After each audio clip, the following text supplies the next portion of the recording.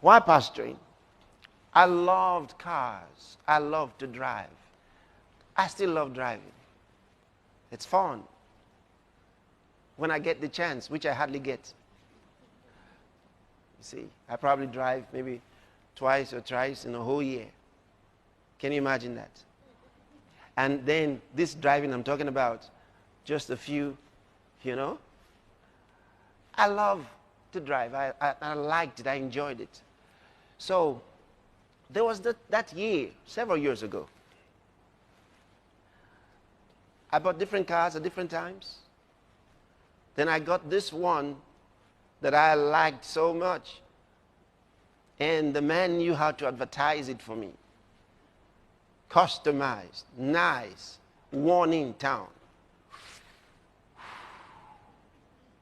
So I looked at the car. I liked it. I wanted it. I was already buying, this car or that car. Made no difference now. So I didn't need any consultations with the Spirit. When you're already on cruise and there's nothing on the road, you just keep going. You don't try to, everything is, so you don't prepare for emergencies. So it was gone. And that's the way I came to this car. And I liked it. No consultations. And I paid more for that car than any other 3 cars put together before then. I was excited. And it was not a brand new car. Yet I spent so much money on it because it was customized. Okay. I bought it and went home with it. Come out every day and clean it. Look at it shining. You wish you could drive it out and be outside at the same time and be looking at it. Anyway, one day, while it was still, new, I'd only driven it out maybe to church once or twice. So it's just there because I had other cars. Okay. In this Monday, I believe it was, you got this car, you're not driving it, nowhere to go. You have to look for somewhere to go. So I needed somewhere to go. So I said, okay, I'm going to buy fuel. And then from there, my mom was with my sister, and so I said I'll drive to see my mom, and then, just go out. This was now around 6:30 p.m., so I'm going. That's the way I went out. Bought the fuel, filled the tank, and drove, heading for my sister's place to see my mom. Stopped on the way at this supermarket that I'd been to several times.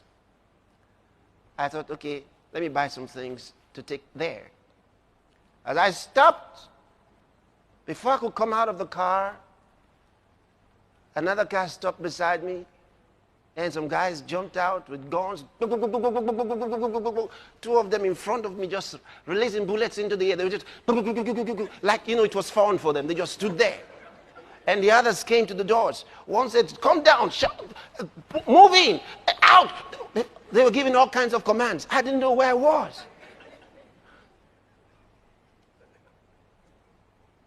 Oh.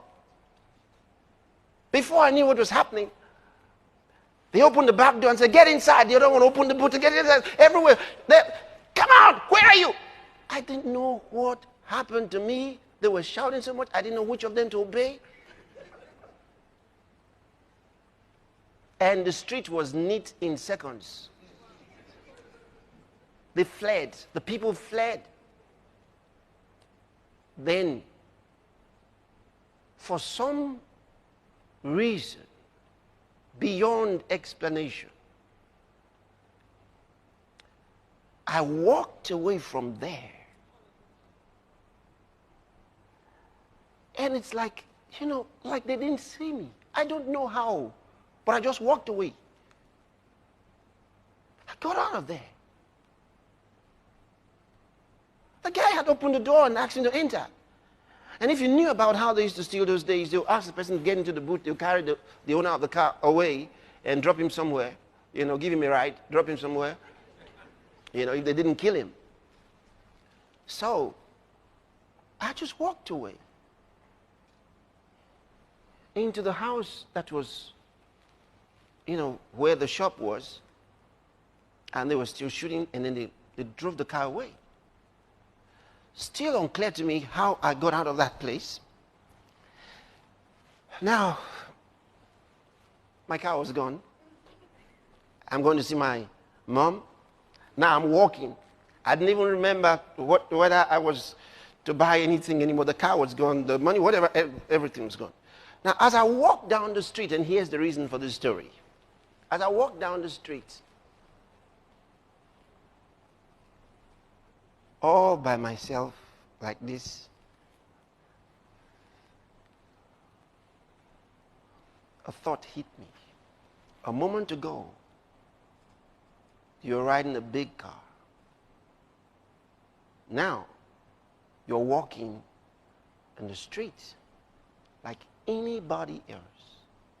But you are the same person. At that moment, everything, every desire, every fascination with cars and all of those things left me. I lost interest in all those things instantly. It's like a miracle. Something you can't explain.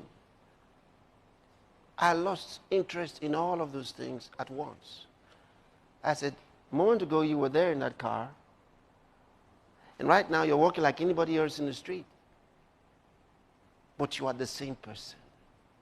A man's life doesn't consist in the abundance of things he possesses.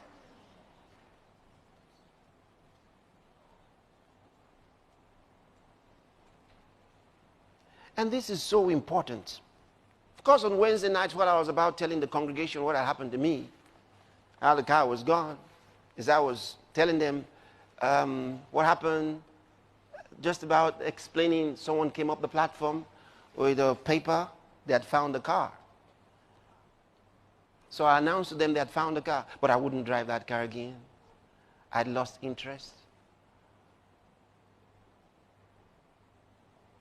I wish that I knew how to lose that interest earlier. Are you getting what I'm telling you? Because you're the same person.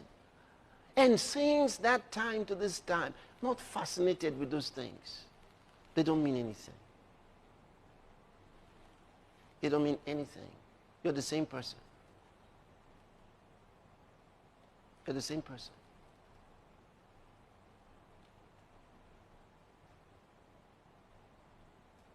Don't wish for those things.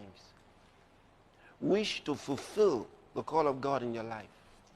That's the most important. Have a different kind of desire. Nothing in this world satisfies. Nothing.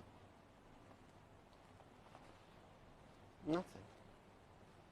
And you see, God will bless you faster than you can make releases. Let me put it this way, because sometimes when we talk like this, there are those who say to us, but if you keep giving, you may never have anything. You just keep giving, and then you never have.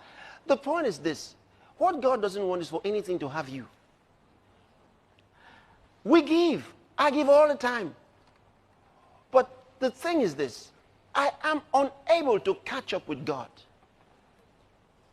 Before I have time to make my calculations, He's beaten my figures. And in everything. No wonder He said that seed time, He said, will overtake that harvest. And the harvest will what? Overtake the seed time. Such that you find yourself before the harvest, another seed time has come. And while you are still